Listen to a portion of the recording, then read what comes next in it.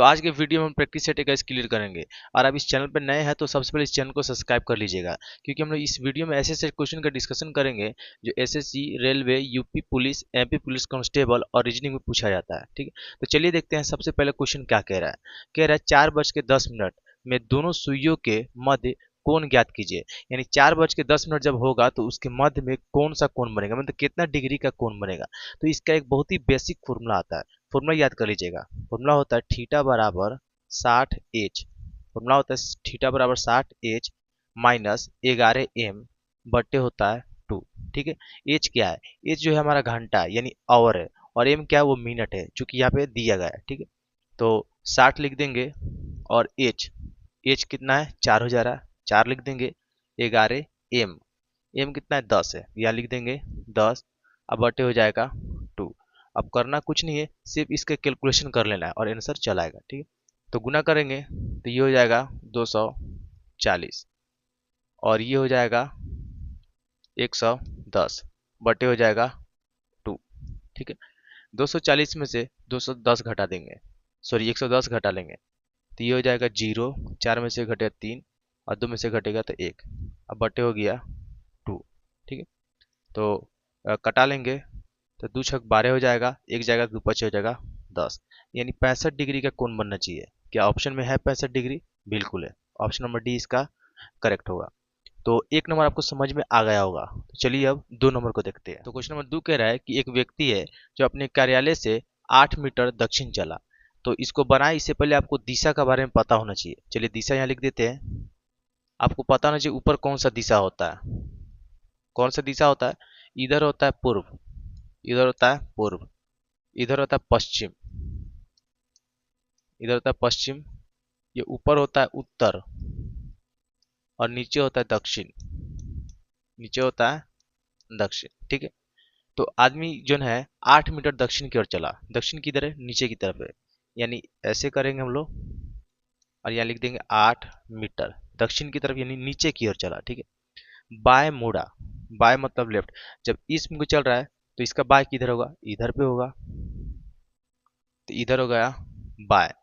तो बाय मुड़ा और फिर 3 मीटर चला। तो बाय मुड़ा और कई मीटर चला? 3 मीटर चला। चलिए 3 मीटर चला दिए। फिर 4 मीटर उत्तर की तरफ चला, यानी उत्तर देखिए ऊपर है, यानी ऊपर की तरफ 4 मीटर चला। कितना दूर चला? 4 मीटर। ठीक है, अब 4 मीटर उत्तर की तरफ चला तो बोल रहा है कि अपने कार्यालय में से कितना दूर चला। यानी यहाँ इसका कार्यालय था और यहाँ इसका अंत हुआ, तो यहाँ से यहाँ कितना दूर चला, ये दूरी पूछ रहा है। तो हम लोग पाइथागोरस प्रमेय लागू करके इसका आंसर ज्ञात करेंगे। उससे पहले कलर बदल लेते हैं। ठीक है, और यहाँ पे इसको लाइनिंग कर देंगे। देखिए ये 3 मीटर है तो ये भी हो जाएगा 3 मीटर। ठीक है, और ये 4 है तो ये भी हो जाएगा 4, और ऊपर वाला भी हो जाएगा 4। 4 और 4 मिल क्या हो गया? 8। तो ये 3 है, इधर 4 है, ये हम निकाल लेंगे तो इसका दूर निकल जाएगा। तो इसको हम लोग कर्ण कहते हैं और पाइथागोरस प्रमेय लागू करेंगे।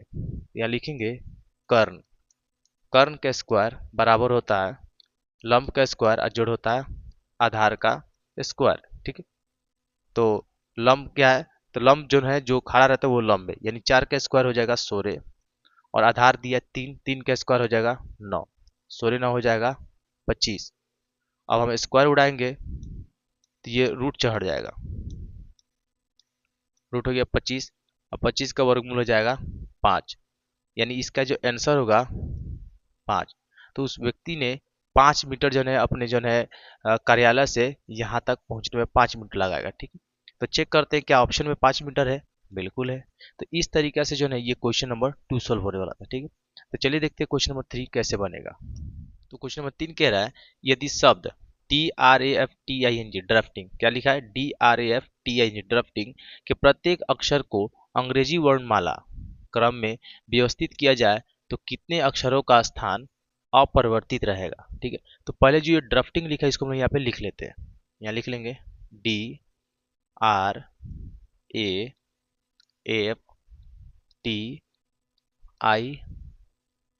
और ये हो गया G। ठीक है, और इस लेटर को हम लोग अंग्रेजी वर्णमाला में सुधारेंगे, यानी सबसे पहले इसमें से कौन सा लेटर आना चाहिए? तो सबसे पहले इसमें आएगा ए, ए के बाद होता है बी, बी तो नहीं है, सी नहीं है, डी है तो उसके बाद क्या लिखेंगे हम लोग, डी। डी के बाद आता है ई, ई नहीं है। ई के बाद आता है एफ, एफ है। एफ के बाद आता है जी, क्या इसमें जी है, बिल्कुल जी लिख लेंगे। जी के बाद आता है एच, एच नहीं है। आई है तो आई है। उसके बाद जे चेक करिए, जे नहीं है।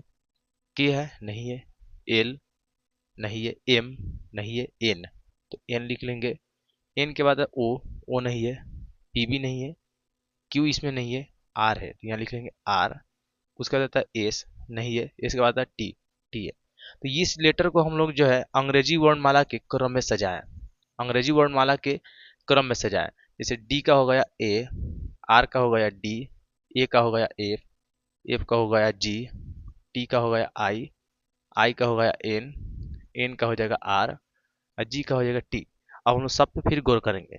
ये कह रहा था यदि शब्द D R F T I N G ड्रफनिंग के प्रत्येक अक्षर को अंग्रेजी वर्णमाला के क्रम में व्यवस्थित किया जाए, जो कि हम कर चुके हैं अब, तो कितने अक्षरों का स्थान अपरिवर्तित रहेगा। इसमें कितना ऐसा स्थान है जो अपरिवर्तित रहेगा। तो हम लोग इसमें देख पा रहे हैं इसमें सभी का स्थान अलग अलग हो चुका है। इसके अनुसार अगर हम देखें तो सभी का स्थान क्या अलग अलग है, ठीक है। तो इसमें हम कैसे कहें, क्या इसमें 3 होगा, नहीं। क्या 2 होगा, नहीं। क्या 1 होगा, नहीं।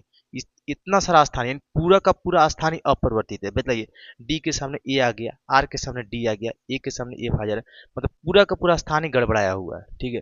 यानी ऑप्शन में डी देखिए दिया है कोई नहीं, यही होगा इसका, ठीक है। तो 4 नंबर समझ में, सॉरी 3 नंबर समझ में आ गया होगा। चलते हैं हम 4 नंबर पे। तो क्वेश्चन नंबर 4 कह रहा है जेड वाई से छोटा है लेकिन एक से लंबा है। तो ऐसे से क्वेश्चन को हम लोग शुरुआती से ही बनाना स्टार्ट कर देंगे, ठीक है। क्या कह रहा है, जेड वाई से छोटा है, यानी जेड ऐसा कोई अक्षर है, जेड यहाँ पे बना देते हैं हम लोग जेड। चूंकि वाई से छोटा है तो यहाँ बना देते हैं हम लोग वाई, यहाँ क्या बनाते हैं वाई। इस पॉइंट के अनुसार देखिए क्या सही है। तो ये जो जेड है, जेड वाई से छोटा है, वाई से हमने छोटा कर दिया लेकिन एक से लंबा, यानी ये जो जेड है एक से क्या है, लंबा है। यानी इससे भी कोई छोटा है जो क्या है वो एक से, ठीक है। तो एक से क्या हो गया, लंबा हो गया। ये जो जेड एक से क्या हो गया, लंबा हो गया। उसका देखेंगे डब्लू जेड से छोटा होता है, डब्लू जो है जेड से छोटा रहा है। इस बीच में एक डब्लू है जो जेड से क्या हो रहा है, छोटा हो रहा है। तो क्या हम इसका छोटा बना ले, ये हो जाएगा डब्लू। इसे क्या है, छोटा है लेकिन एक से क्या बोल रहा है, लंबा है। तो बिल्कुल एक से हमने इसको लंबा किया हुआ है। उसके बाद कह रहा है और v जो है y से छोटा है। एक v है और एक v है जो y से क्या बोल रहा है, छोटा है। एक v है यहाँ बना देते हैं v जो y से क्या है, छोटा है लेकिन z से लंबा है। क्या देखेंगे z से लंबा है, बिल्कुल लंबा है। तो कह रहा है सबसे छोटा व्यक्तित्व यानी सबसे छोटा व्यक्ति कौन सा है। तो इसमें सबसे छोटा आपको दिखते ही पहचान में आ गया कौन हो सकता है, ये एक से जो सबसे क्या है, छोटा है। तो ऑप्शन में देखेंगे क्या है, ऑप्शन है बिल्कुल ऑप्शन नंबर बी में दिया है। तो ऐसे ऐसे क्वेश्चन को अगर आप यहाँ से ही बनाना स्टार्ट करेंगे तो समझ में भी आ जाएगा और जल्दी भी बन जाएगा, ठीक है। तो क्वेश्चन नंबर 4 आपको समझ में आ गया होगा। चलिए नेक्स्ट देखते हैं आप। तो क्वेश्चन नंबर 5 कह रहा है कि निम्नलिखित प्रश्नों में दी गई प्रश्न आकृति किस विकल्प में मौजूद है। तो इसमें कौन है प्रश्न आकृति, ये हमारा प्रश्न आकृति, यहाँ लिख लेंगे प्रश्न आकृति। प्रश्न हो जाएगा आकृति, ठीक है। तो ये हमारा प्रश्न आकृति और ये हमारा उत्तर आकृति है। तो कह रहा है ये प्रश्न आकृति जो ये जो फिगर है क्या इस उत्तर आकृति में किधर दिख रहा है, जो दिख रहा है वही इसका क्या होगा, आंसर होगा, ठीक है। लेकिन किस में दिख रहा है, 4 ऑप्शन है। चलिए मिलाना स्टार्ट करते हैं, ठीक है। इससे पहले हम पॉइंट इस पे बारीकी देखेंगे आखिर ऐसा कौन कौन सा इसमें खूबी है जो इसमें दिख रहा है हमें, ठीक है। तो देखेंगे ये आपको दिख पा रहा है ऐसे करके और यहाँ भी देख पा रहा है ऐसे है, ठीक है। लेकिन अफसोस इसमें 2 लाइनिंग है और इसमें सिर्फ एक ही लाइनिंग है और यहाँ देखेंगे 2 लाइनिंग 2 लाइनिंग है। तो ये पहला वाला तो खत्म हो चुका है, नहीं दिख रहा है। इसमें देखेंगे 1 लाइनिंग 2 लाइनिंग, इसमें देखेंगे 1 लाइनिंग 2 लाइनिंग, बिल्कुल 2 लाइनिंग है। उसके बाद हम जब इसमें गौर करते हैं तो इसमें भी 2 लाइनिंग है, लेकिन यहाँ देखेंगे तो ये सिर्फ एक है, चूंकि नहीं हो सकता। बी नंबर भी क्या है, गलत हो गया। चलिए डी यहाँ पे लास्ट से देखते हैं फिर से। देखिए यहाँ पे 1 लाइनिंग 2 लाइनिंग, यहाँ भी देखेंगे 1 लाइनिंग 2 लाइनिंग, ठीक है। और यहाँ गौर करेंगे यहाँ भी 2 लाइनिंग है, क्योंकि यहाँ दिख रहा है हमें 1 लाइनिंग 2 लाइनिंग दिख रहा है। यहाँ तक बिल्कुल सही निकला। अब ऊपर का हेडिंग मिलाते हैं तो ऊपर में हेडिंग देखिए ऐसे चल गया, ऐसे, चूंकि ये तो ऐसे नहीं है तो ये भी क्या होगा, गलत हो गया। तो लास्ट में जो बच गया वही हमारा ऑप्शन होगा। तो चलिए मिला के देखते हैं क्या ऐसा मिल जा रहा है, मिल गया तो इसका मतलब है जी यही इसका क्या करेक्ट होगा। तो चलिए देखते हैं, ये एक लाइनिंग, दो लाइनिंग, इधर भी एक लाइनिंग, दो लाइनिंग, ठीक है। यहाँ से ऐसे मिल जा रहा है, ऊपर से देखिए ऐसे मिल जा रहा है, मिल गया। और यहाँ देखते हैं तो ये दोनों भी ऐसे मिल जा रहा है, इसका मतलब ऑप्शन नंबर सी इसका क्या होगा, करेक्ट होगा। तो आशा करें आपको समझ में आया होगा। ये फिगर का क्वेश्चन है, ठीक है। ये सब क्वेश्चन जो है SSC, railway, UP police constable और रीजनिंग में पूछता है।